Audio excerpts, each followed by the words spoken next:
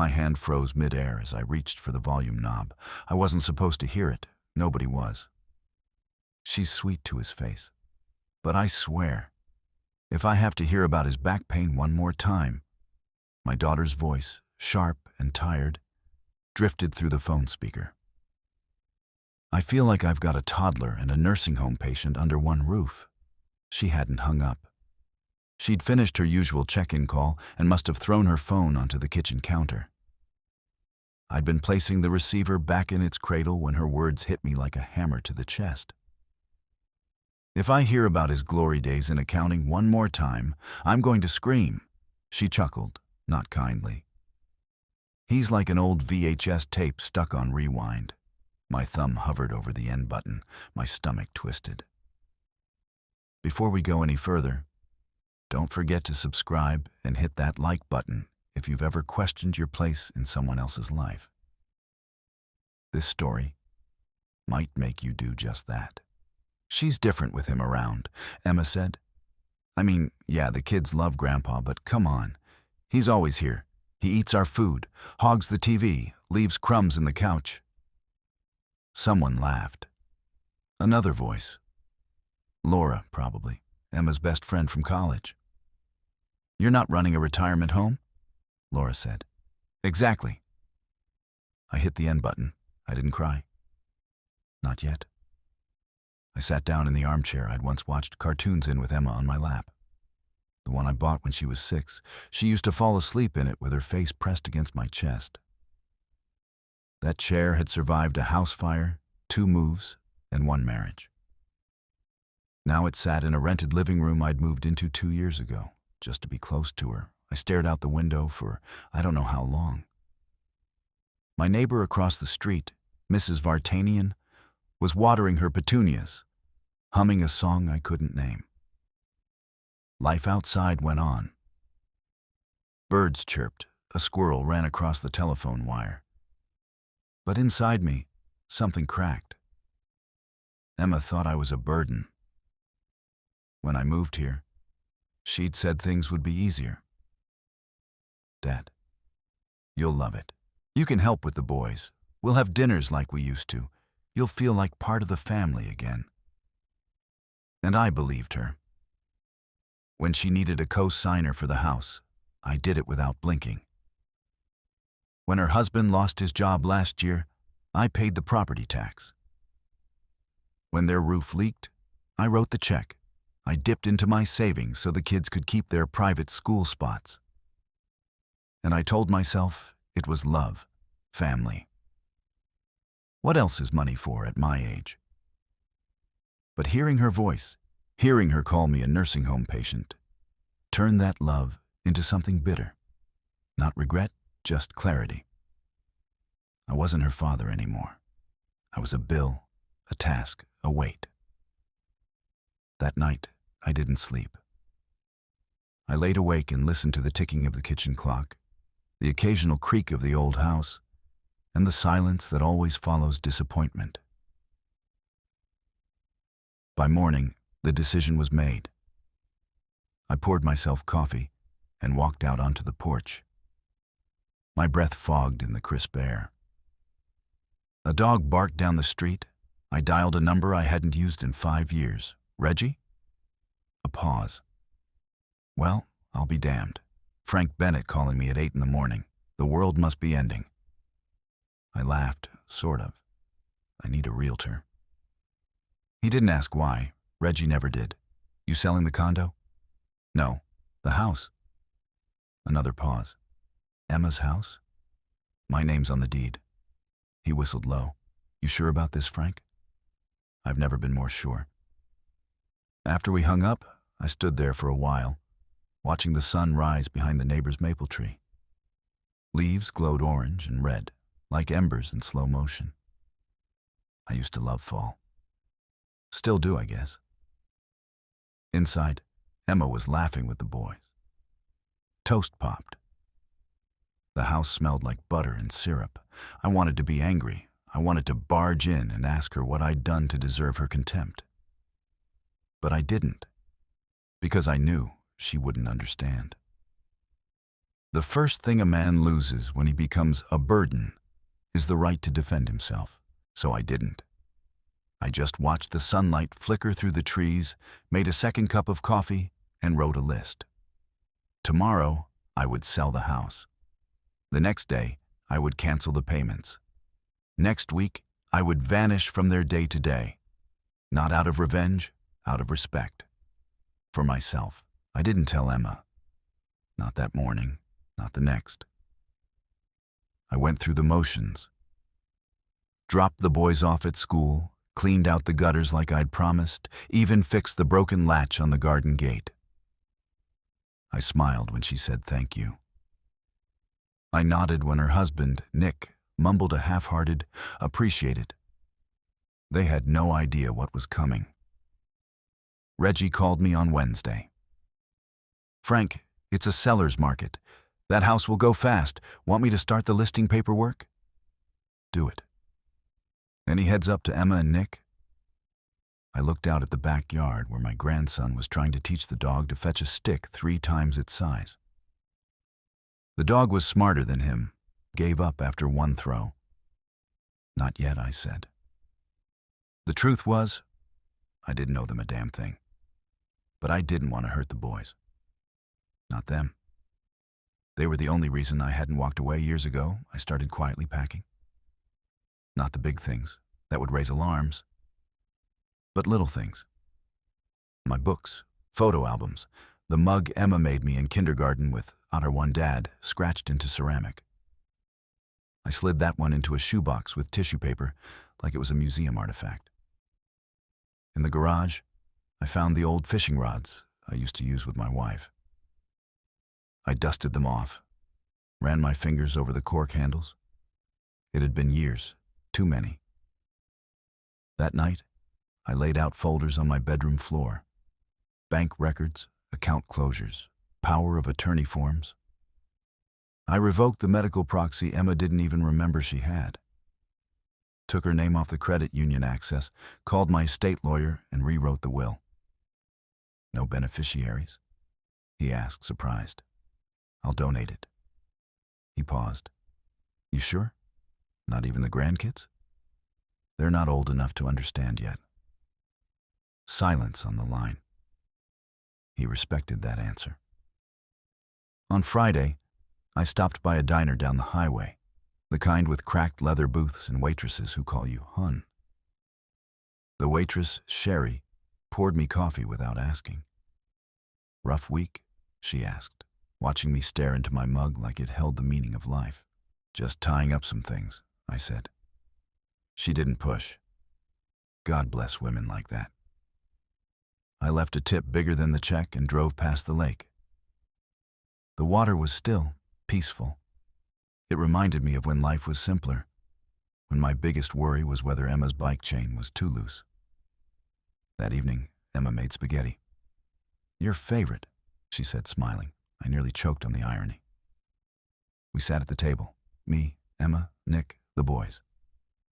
I ate quietly, listened, memorized their faces. The youngest, Jacob, had marinara on his cheek. I reached to wipe it, and he laughed. "Grandpa, you're always wiping stuff off me." "I'll stop someday," I said softly. Emma didn't hear it, or maybe she didn't want to.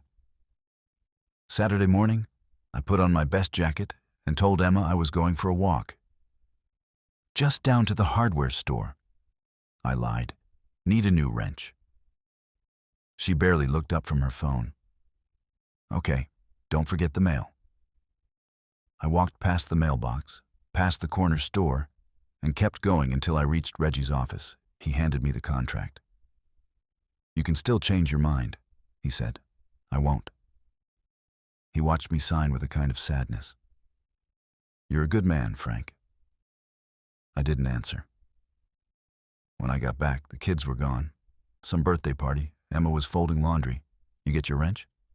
"No," I said. "Didn't have the right size." She barely noticed. That night, I couldn't sleep again. Not from sadness this time, but clarity. A strange calm washed over me. like standing in a field after a storm, knowing the damage is done, but also knowing what comes next is yours to decide. Sunday. I skipped breakfast and went into the backyard. Sat on the steps with a notebook and a pen. I made a list. Redirect pension checks, cancel cable in my name, notify Social Security of address change, arrange storage, set up P.O. box, close joint utility accounts. I was erasing myself. Emma came out around noon with a glass of lemonade. Want some? Sure. She handed it to me, squinting in the sunlight. You okay? You've been quiet lately. I looked at her face. So much like her mother's, and yet... I'm good, I said, just clearing my head. Well, don't overthink things. You always do that. She smiled and turned to go back inside. She didn't know those would be some of the last words I'd hear from her. I took a sip. Bitter. Too much lemon. I drank it anyway. By Monday, the house was officially on the market. Reggie had photographers come by in the morning. Emma thought they were insurance agents. Just routine maintenance, I'd said when she asked, folding the truth neatly into a lie she didn't bother to unfold. She was busy planning a weekend getaway with Nick, finally cashing in the spa vouchers I'd given them last Christmas. By noon, the listing was live. The description called it a charming family home with updated appliances, spacious backyard, and recently improved roof. No mention of the man who quietly held it all together behind the scenes. I spent the afternoon cleaning out the garage, box by box. There was a crate labeled Emma College, filled with old notebooks and photographs. I opened one out of curiosity. Inside, a picture of us at her graduation. She had her arms around me. I looked proud and tired. I put it back. Some memories are best left untouched. I didn't know how much time I had before Emma noticed something was off. She wasn't stupid, just distracted. Between work, the kids, and the 1,000 tiny emergencies of adulthood, she rarely asked about the things that made her life function. But still, I needed to act fast. The next day, I visited the bank. Mr. Bennett, you're listed as the primary on the mortgage, the manager said, frowning over the file. You're planning to transfer the property entirely? No, I said. I'm planning to sell it. He blinked. And your daughter? She doesn't need to be involved. I slid the paperwork across the desk. It's my name on the title. I paid off the refinance myself. It's all here. He skimmed the forms. Legal, clean, prepared. I understand, he said finally. We'll begin the process immediately. Outside, I sat in my car and stared at the dashboard. There was a dent in the steering wheel where I used to rest my thumb. Funny how habits wear themselves into objects. Emma called that evening. I was upstairs sorting through old coats. Hey, Dad, she said. Have you seen the boys' soccer jerseys, the green ones? Top shelf in the laundry room. Blue bin. Thanks. You always remember where stuff is. She paused. What would I do without you? I didn't answer. She didn't notice. Anyway, we're heading out early Saturday. You sure you don't mind feeding the dog and grabbing the mail? No problem. You're the best. She hung up. I stood there, holding a coat that used to be Nick's. It smelled like damp cedar and tired decisions. Wednesday brought the first offer. Full price, Reggie said. Cash buyer, wants to close in 3 weeks. Do it. He hesitated. Frank, you're sure you want to go through with this? Once it's done, it's done. He nodded. You're a braver man than me. I'm not brave, I said. I'm just done being invisible. Thursday, I called the insurance company and canceled the homeowner's policy. Friday, I walked into the kitchen and stared at the fridge. It was covered in the boys' drawings, magnets from trips I never went on, a calendar with Emma's scrawled notes, PTA meetings, vet appointments, dentist visits. My name was on none of it. I took a picture of it all with my phone. Then I peeled everything off, one by one, and slid the papers into a folder. By now, the tension inside me was strange. Not guilt, not quite grief. It was like watching someone else's life end while yours began for the first time in years. That night, I sat on the back porch. The sky was a navy blue curtain stitched with stars. I remembered teaching Emma constellations when she was little, her tiny fingers pointing.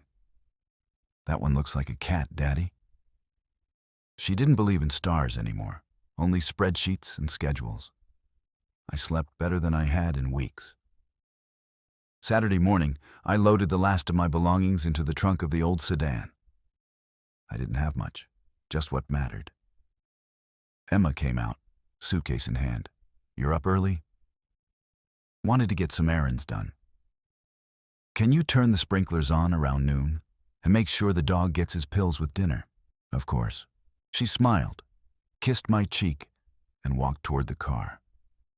Nick waved from the driver's seat. I watched them pull out of the driveway, the kids arguing in the back seat, Emma adjusting the mirror without looking back.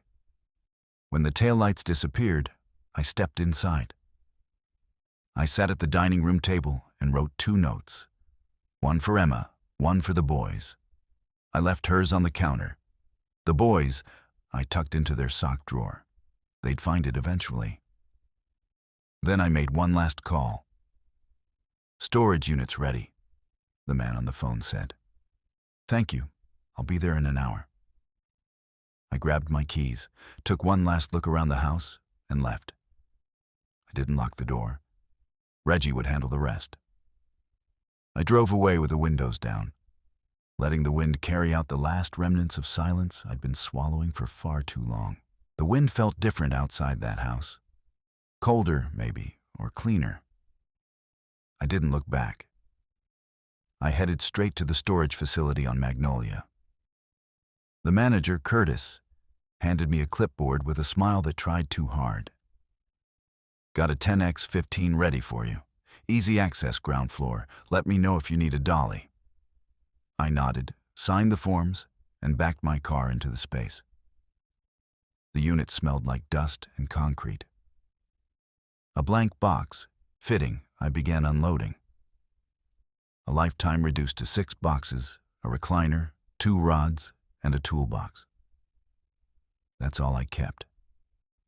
Not because I couldn't take more, but because I didn't want to.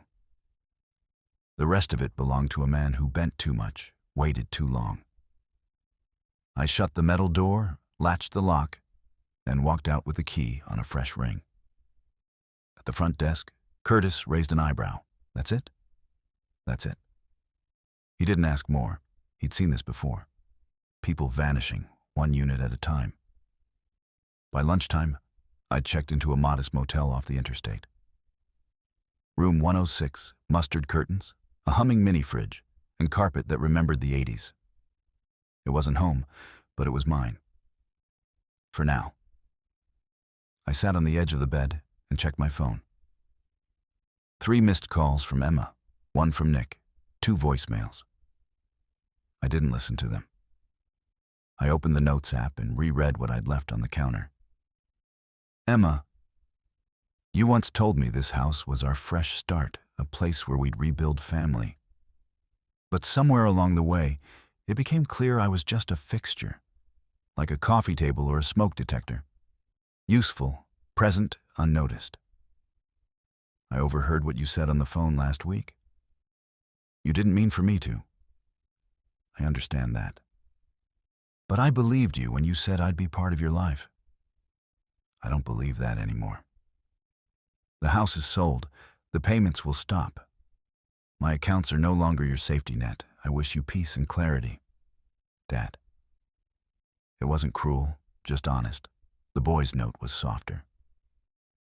"Hey, champs. Grandpa's going on a little adventure. No big emergencies, just time for something new.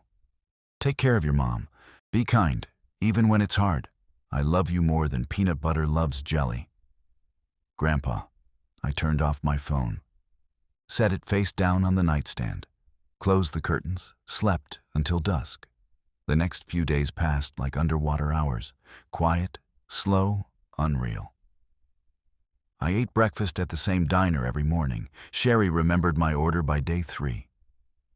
Decaf and eggs, easy on the salt? Perfect. We didn't talk much. That was the beauty of diners like this. They gave you space to breathe. In the afternoons, I read paperbacks at the park, went to the library, picked up a flyer for a senior photography class. Why not? On Wednesday, I drove past the house. Not to go in, just to see. There was a sale pending sign on the lawn. 2 cars in the driveway I didn't recognize. Emma and Nick must have gotten home, or maybe it was the new buyers already measuring drapes. I didn't stop. Back at the motel, the manager knocked on my door. "Package for you," she said, holding a small envelope. Inside, a folded sheet of notebook paper. No return address. The handwriting was shaky, childish. "Grandpa, why did you leave?" Mommy cries. "Jacob thinks you got sick. Are you mad at us? I missed pancakes." "Liam." My chest caved in. I hadn't prepared for that. The boys. God, the boys. But I didn't regret leaving. I just hated the part where innocence pays for grown-up mistakes. I wrote back. "Liam, Grandpa's not sick. I'm not mad. I'm just taking a long trip. Sometimes grown-ups need those too. Hug your brother for me. I miss pancakes too. You'll always be my favorite troublemaker." G. I mailed it the next morning. No return address. Let Nick and Emma wonder. That night, I walked to a community center a few blocks down. Bingo night. Loud, awkward. I didn't win a damn thing, but I laughed, a real laugh, first in weeks. And when a lady named June asked if I wanted to join their Friday poker game, I said yes. I was rebuilding. Not a life around someone else's convenience, but a life on my terms. A smaller life, but a freer one. Emma showed up at the motel 3 days later. I knew she would. It was only a matter of time. I was coming back from the park, coffee in one hand and a paperback tucked under my arm, when I saw her SUV parked crookedly in front of room 106. Engine running. Hazards blinking like a warning. She was standing near the door, arms crossed, sunglasses hiding her eyes. She wore the look of someone who thought she was owed an explanation. "Dad," she said the moment I stepped onto the sidewalk. "What the hell is going on?" I said nothing. Walked past her, slid the key into the door. It clicked. I stepped inside and let it swing open behind me. She followed, heels loud against the cheap tile. "You sold the house?" she said, voice rising. "You canceled everything. Utilities, insurance, even the grocery delivery. What are we supposed to do now?"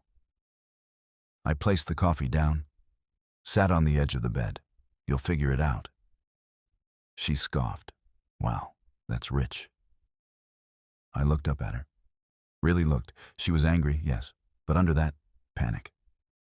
"Emma," I said quietly, "I heard you." Her mouth opened, closed. She blinked fast.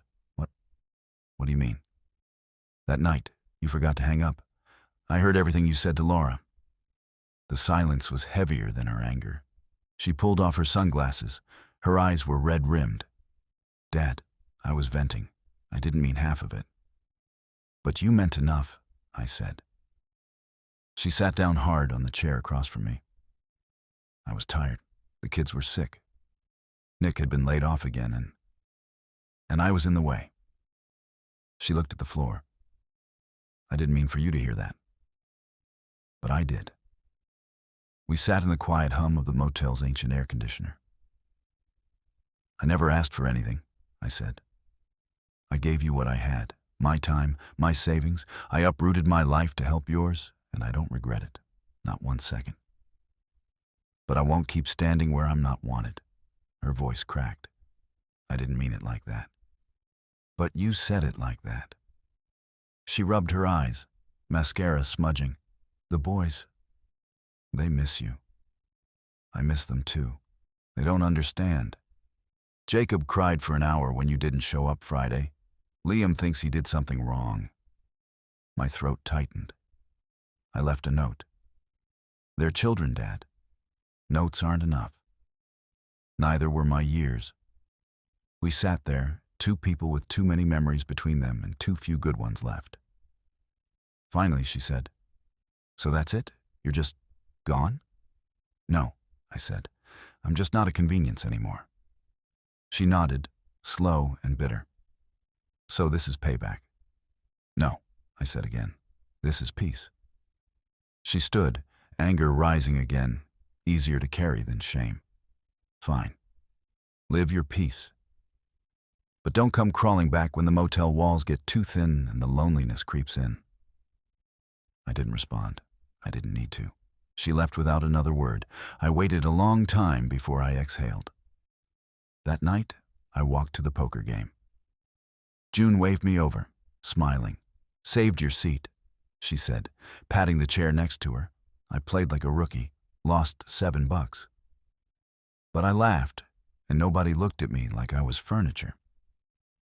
The next day, I got a letter in a child's scrawl. "Grandpa." Mom was crying and slammed the door. She said, "You don't want us anymore. Did I do something?" "Jacob says you're on a spy mission. Is that true? Can you come back for pancakes on Sunday?" "Liam." I stared at the paper for a long time. Then I wrote back. "Liam, you didn't do anything wrong, and Jacob's not far off. I'm on a secret mission to find the best pancakes in the world. I miss you too. Someday we'll have our own breakfast again, just us. Tell Jacob," I said, "keep the dog out of the laundry." Gee, I didn't include an address. 3 days later, Nick called. I didn't answer. 4 voicemails in 2 hours. The last one was a growl. "You had no right. None. You ruined everything. Emma's falling apart. The bank's calling. The house is almost gone. Do you know what you've done?" I deleted it. Because yes, I knew exactly what I'd done. I had reclaimed my place in the world, not as someone's helper, or babysitter, or fallback plan. As a person, a man, a father, flawed, tired, real. That evening, I signed up for the photography class. June had mentioned it. I bought a second-hand camera and walked around the neighborhood taking pictures of lampposts and mailboxes and cracked sidewalks. I didn't care if they were good. They were mine. 2 weeks passed before the house officially changed hands. I saw the update on Reggie's website. Sold, stamped in bold red over the smiling stock photo of a front yard I'd mowed 100 times. I stared at it longer than I should have. There was no going back now. Not even a sliver of legal connection tied me to that place. Emma didn't try to contact me again. Neither did Nick. But the boys wrote letters. Every few days, one would appear at the motel. Always printed with Liam's looping, oversized letters or Jacob's cramped, messy ones. "Grandpa, we had grilled cheese for dinner. It wasn't as good as yours. Do you remember the joke about the turtle and the duck? I forgot how it ends. Write back soon. Jacob." "Grandpa, Mommy is mad all the time now. Nick too. I asked if we could go see you, but she said you're on vacation forever. I don't want you to be gone forever." Liam, every time I read one, I felt both grateful and gutted. I wanted to see them. God, did I want to see them. But it was too soon. Too raw. I couldn't go back as the same man they left behind. Or they'd grow up thinking it was okay to be someone's afterthought. So I kept writing. I told them about the photography class, the poker games, how I'd finally beaten June with a lucky hand of 3 sevens. I described the lady at the library who shelved books faster than lightning, and the duck that waddled into the diner and stole a piece of toast. They ate it up. I signed every letter with love. Never said goodbye. In the motel lobby, I overheard a couple talking about an apartment complex not far from the park. Clean, quiet, rent-controlled for seniors. I visited the next morning. The manager was a stout woman named Mrs. Elkins, who wore orthopedic shoes and looked like she took no crap from anyone. "Do you smoke?" she asked, peering over her glasses. "No, ma'am." "Drink?" "Only decaf." "You'll fit right in." She handed me the key to Unit 204's second floor, a corner apartment with a tiny balcony and just enough light to make the kitchen feel like a memory. I moved in 2 days later. I brought the boys' letters with me, taped them to the fridge, bought a new mug at a thrift store. It said, "World's okayest, Grandpa." Made me laugh. That morning, it held the best cup of motel-free coffee I'd had in a month. I settled into a rhythm. Morning walks, afternoon books, poker on Fridays, photography on Saturdays. I wasn't happy. Not yet, but I was whole. Then, a week into my new apartment, the doorbell rang. It was Liam, alone. No warning, no parent in sight. He looked up at me with a backpack hanging off one shoulder and fear blooming in his eyes. "Hi," he said. I froze. "Liam, where's your mom?" He looked down. She was yelling. "Nick, too." I got scared. My heart stopped. "Did they hurt you?" He shook his head fast. "No, just loud, like too loud." I stepped aside. "Come in." He dropped the backpack by the door like he'd done it 100 times before. His eyes darted around the small apartment, taking in the bookshelf, the 2 worn chairs, the fridge covered in his own handwriting. "You kept them," he whispered. "Of course I did." He walked to the table, touched one of the letters gently. "I missed you," he said. "I missed you too, kiddo." He turned around. "Can I stay?" I hesitated. Legally, no. Logistically, no. But emotionally, my arms opened before I could think. "For now," I said. "For tonight." He nodded, climbed onto the couch, and pulled a blanket over his legs, like he'd done it 100 times before. I sat beside him. We watched the ceiling fan spin. He didn't cry, but I did. I called Emma that night, left a voicemail. "He's safe. He's here. You need to come get him." No reply. In the morning, there was a knock. Not on my door, on my soul. Jacob stood there this time. No backpack, just a note. "Mom said if I want to go live with the burden, I should go too." He didn't cry either. He just stepped inside and hugged his brother, and I stood there, holding the note, my hands shaking. 2 days later, CPS came. Emma had called, finally. The woman was kind, professional, firm. "Are you their guardian?" "No." "Do you have legal custody?" "No." "Did you take them?" "They came to me." She paused, studied me, looked at the fridge, looked at the boys curled on the couch, safe and asleep. "Let me make a few calls." She returned later with news. Emma wasn't fighting, not custody, not anything. She'd said, on record, that if I wanted them, I could have them. Just like that. Like they were luggage. Or a burden. The caseworker looked at me. Voice soft. "Do you?" I looked at the couch. At Jacob's hand, holding Liam's sleeve in his sleep. "Yes," I said. "I do." 2 weeks later, the paperwork was finalized. It was faster than anyone expected. Emma didn't contest it. Nick didn't even show up. The judge, a tired man with kind eyes and a stack of case files he probably couldn't remember the names on, looked me over and asked one question. "Are you ready to do this?" "I've been ready for years," I said. He nodded once, signed the document, and just like that, I was no longer a bystander in my grandson's lives. I was their guardian. Not a burden, not a placeholder, their person. We walked out of that courthouse, hand in hand, Jacob on my left, Liam on my right. The air smelled like wet pavement and second chances. Back at the apartment, everything felt smaller and louder.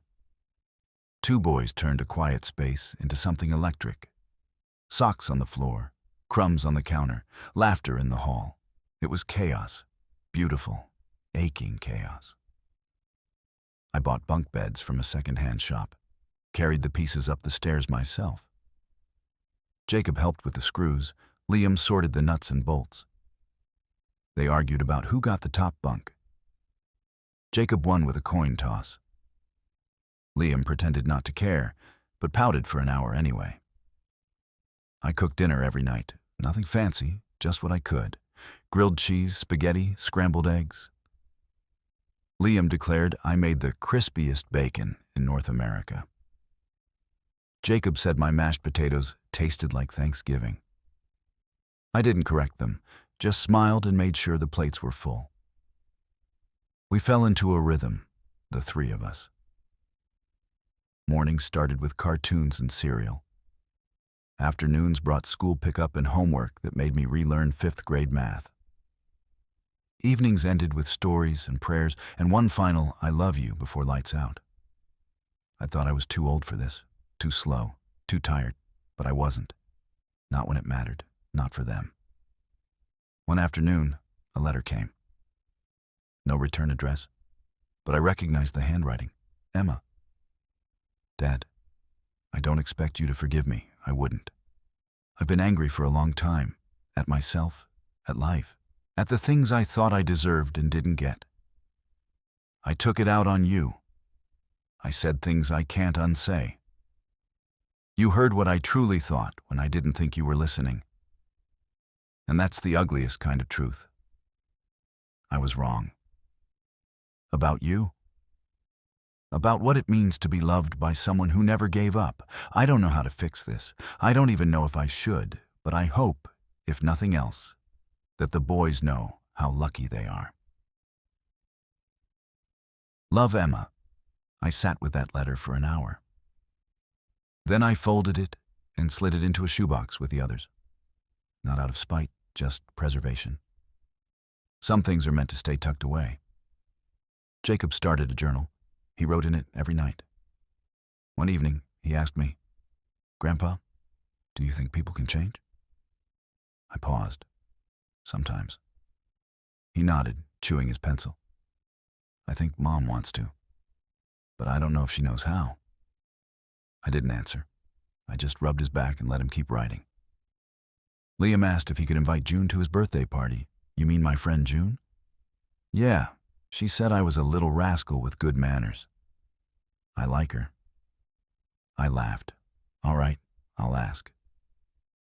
The party was small, just us, June, 2 kids from school, and a balloon that wouldn't stop squeaking against the ceiling. Liam turned 7.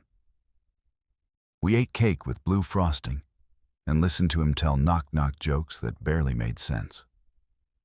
He grinned the whole time. Jacob rolled his eyes, but laughed anyway. I looked around that cramped living room and felt something I hadn't felt in years. Home. Not just a place. A presence, a purpose. One night, after the boys were asleep, I sat on the balcony with a blanket and a cup of tea. The city hummed in the distance. A breeze moved the curtains behind me. I wasn't rich, I wasn't young, but I was here. I was chosen by 2 boys who could have turned away but didn't, by a life I thought was over, but wasn't. There was no going back to what we had before, and maybe that was the point. Some doors don't close quietly, some close with an earthquake, and when they do, you don't rebuild the same house. You build something new. It was late November when the school called. Mr. Bennett, the voice on the line said gently, we need to speak with you about something that happened with Jacob. My heart seized. He hadn't been in trouble before. Quiet kid, straight A's, kept his head down, always careful not to rock the boat.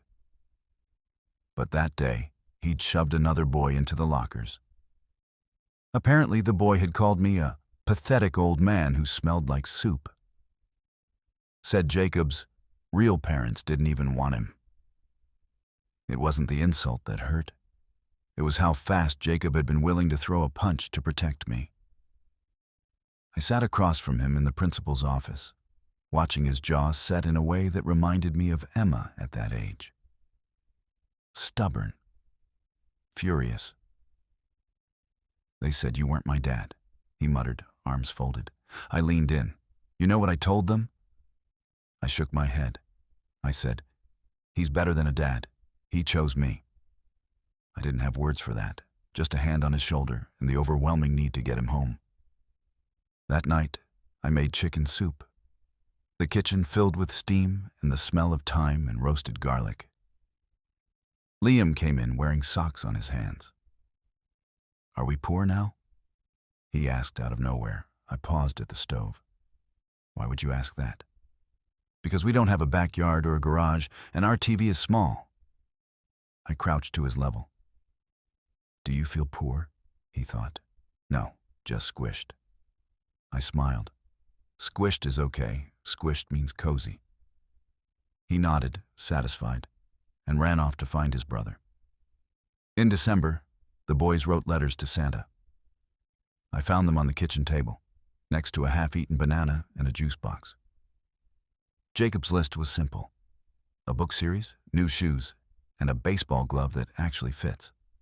Liam's was longer, sloppier. "Dear Santa, I want a bike, but not a baby one. I want pancakes every Sunday. I want Grandpa to never leave again, and also maybe a cat." I read it 3 times. That week, I picked up a second job at the library, just 3 days a week, shelving and sorting, quiet work, good people. June said I was crazy. "You're supposed to be retired." "I am, just restructured." She laughed, but I saw the way she looked at me when she thought I wasn't paying attention. On Christmas morning, we didn't have a tree, but we had 3 wrapped boxes, one for each of them and one from them. Jacob got his glove. Liam got his big kid bike. I got a mug that said, "This grandpa runs on coffee and bad jokes." But it was the 4th gift that left me speechless. A frame. Inside it, a crayon drawing of the 3 of us. Jacob labeled it, "My Family." I hung it above the couch, first thing on the wall since I moved in. Later that week, I got a call from Mrs. Vartanian, my old neighbor. "Frank, you're not going to believe this." Emma had moved out, sold the furniture, rented an apartment across town. She looked worn out. Mrs. Vartanian said, "Not mean, just tired." I thanked her and hung up. That night, I sat with Jacob and Liam on the floor, surrounded by puzzles and Lego bricks and crumbs from cookies we'd burned. "Boys," I said, "would you ever want to see your mom again?" They paused, looked at each other. "Maybe," Jacob said. Liam shrugged. "If she's nicer now." "Would it be okay if she visited sometime?" They thought again. Jacob's voice was small. "Only if she promises to not take us back." I nodded. "No one's taking you anywhere." "Promise?" Liam said. "I promise." They went back to their Legos. The moment passed, but it stayed with me. That Sunday, I wrote Emma. Not a long letter, just enough. "Emma, they're okay. They're safe, happy, laughing again. They miss you, but they don't trust you. If you want to fix that, it starts with time and truth. Not visits, not holidays, just presents. You're welcome to try. Dad." I didn't expect a reply. I wasn't writing for that. A week later, a package arrived. No return name. Inside, 2 books, a set of colored pencils, and a note. To Jacob and Liam, "I don't expect you to forgive me, but I hope someday you'll let me try again. Mom." They didn't say much, just took the books to their room. Jacob placed his on the shelf. Liam colored for 2 hours without talking. That night, they asked if I could read to them before bed, a chapter from one of the new books. I did, and they fell asleep with their heads on the same pillow.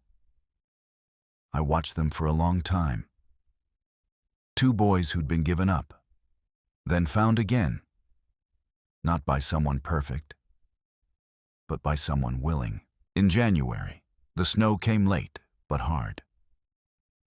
The apartment complex didn't have great insulation. Some nights, the windows fogged up, and we all wore extra socks to bed. But we were warm where it mattered, on the inside. I bought a space heater with a busted dial from a pawn shop down the road. Jacob helped me fix it. The kid had hands like his mother, delicate, precise. Watching him solder wires with my old kit, I saw the shape of a future that hadn't quite solidified yet. But it was there, growing. On Saturdays, we took walks through the park, just me and the boys, bundled in second-hand coats, kicking through slush and laughing too loud for 9 a.m. On one walk, Liam found a squirrel that didn't run, just stared at him, blinking. He was convinced it was a sign. Of what? I asked. That animals trust me, he whispered, deadly serious. Like Snow White, but with squirrels. Jacob rolled his eyes, but even he was smiling. Emma called one afternoon. I let it ring, thought about ignoring it again.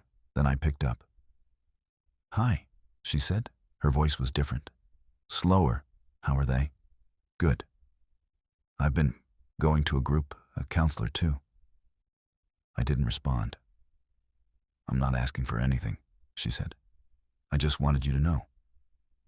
That night, I told the boys. Liam asked if a group meant a secret club. No, I said. It's for people who want to fix the things they broke. Jacob asked, is she going to be okay? I looked him in the eyes. I don't know, but she's trying. He nodded slowly. That's better than nothing. In February, I let her visit, just for an hour, supervised, no promises.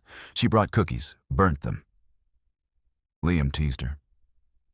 Jacob stayed quiet, arms folded, but didn't walk away. Emma didn't force anything, just sat there, watching them talk over each other, eyes glassy. When she left, she didn't cry in front of them, just looked at me and said, "Thank you." I didn't say you're welcome. Not yet. But I didn't close the door. One night, Jacob knocked on my bedroom door. Can I talk to you? Of course. He sat on the edge of the bed, hands clenched. If Mom ever changes, like really changes, will she get to have us again?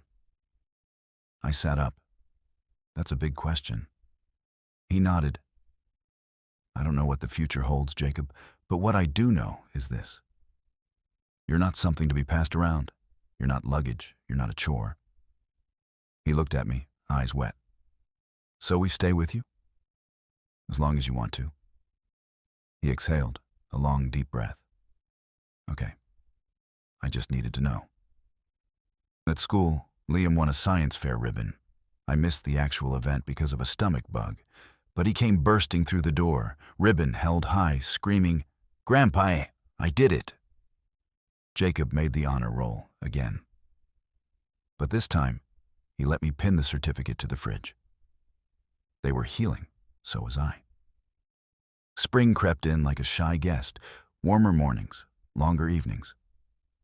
The apartment felt less like a holding space and more like a home. The community center offered a family volunteer day, clean up at the park, some painting at the animal shelter. The boys begged to go. We ended up covered in dog hair and paint. Jacob bonded with an old golden retriever named Boone. Liam tried to adopt a rabbit. No more animals, I warned, but smiled when he named it anyway. Marshmallow. Emma visited once a week now. Sometimes she brought books, sometimes art supplies, sometimes nothing but quiet patience. Jacob started asking her questions again. Liam never stopped talking. She listened. She didn't try to fix it all at once. Didn't cry or plead or guilt them, just showed up, week after week. And maybe that's what they needed most. Not words, presence. One Saturday, I took them to the lake, the same one I'd driven past when I first left that house. We packed peanut butter sandwiches and juice boxes, watched the ducks fight over crusts. Do you remember when you said you were on a secret mission? Liam asked. I do. Was it for this, for us? I smiled. Exactly this. They leaned on either side of me, warm and sticky and safe. The world spun on. I let it. I had my own orbit now. Just the three of us. Summer arrived like a held breath finally exhaled. The heat clung to everything. The sidewalks, the trees, the kids' laughter bouncing between apartment walls. Life was louder, more open, swollen with color. Jacob turned 11 in June. We didn't throw a big party, just us. A picnic table at the park, a chocolate cake that melted at the edges, and a baseball glove so new it still smelled like leather. He wore it the whole day, even during cake. Do you think I'll be tall? He asked, licking frosting off his finger. I think you'll be exactly who you're meant to be, I said. That seemed to satisfy him. Liam rode his bike in wild circles nearby, screaming sound effects like he was flying a spaceship. A woman walking her dog waved at me. Nice to see grandfathers still being grand, she said with a wink. I smiled but didn't correct her. I wasn't just a grandfather anymore. I was something else. Something in between. Guardian, anchor home. One Tuesday, I came back from the library and found Emma sitting on the steps outside the apartment. She had a paper bag beside her and 2 plastic cups. Lemonade, she said. I hesitated. You don't have to invite me in, she added quickly. I just wanted to sit. So we did. She handed me a cup, and we drank in silence for a while. The boys were still at school. The breeze moved the trees just enough to make them whisper. I found a place, she said finally. 2 bedrooms, clean. Close to the boys' school. I sipped slowly. That's good. I'm not asking to take them. I just want them to know I'm trying. You've been trying, I said. She looked down. I lost a lot, Dad. So did they. She nodded. I was selfish, she said. Not just with you, with life. I kept thinking people owed me something. And now? Now I'm paying it forward. We sat a little longer. When the school bus pulled up, the boys came running. They hesitated when they saw her. Can I say hi? She asked. Ask them, I said. Jacob looked at me. I nodded once. He turned to her, arms folded. Hi, he said. Liam ran up and hugged her waist. We had pizza day. She crouched and smiled, eyes wet. That's awesome. Jacob watched, said nothing, but he didn't walk away. That was something. Over the summer, we built new traditions. Taco Tuesdays, card games on Thursdays. Saturday walks to the corner store where Liam always picked candy he never finished, and Jacob pretended he didn't like chocolate, even though he always stole mine. I got them library cards, taught them how to fry eggs without breaking the yolks, showed them how to wash clothes without turning everything pink. They stopped calling it Grandpa's place, started calling it home. In August, the court sent the final custody confirmation. It wasn't dramatic, just paperwork. But I held the letter in my hands for 10 full minutes before setting it down. Later that night, I told the boys. You're stuck with me now, I said, trying to sound casual. Jacob grinned. Good. You make better pancakes anyway. Liam said, we were already stuck with you, just legally now. I laughed harder than I had in weeks. The following Sunday, I took them back to the diner, the same one I'd sat in the day after deciding to leave Emma's house. Sherry still worked there. She walked over and did a double take. Well, it's you. I brought reinforcements, I said, nodding to the boys. Sherry looked at them, then back at me. They're lucky, she said. No, I replied. I'm the lucky one. That night, after the boys were in bed, I sat at the kitchen table and looked around. The apartment wasn't big, the table wobbled, the light above the sink flickered. But it held more life than any house I'd ever owned, and it held truth. That family is not built on obligation, not cemented in blood or contracts or old furniture. It's built in pancakes flipped before school, in late-night homework help, in notes left in lunchboxes and socks folded in drawers. It's built, brick by invisible brick, every time someone shows up and doesn't leave. I stood, turned off the lights, and whispered, "We're home." And this time, no one had to believe it but us.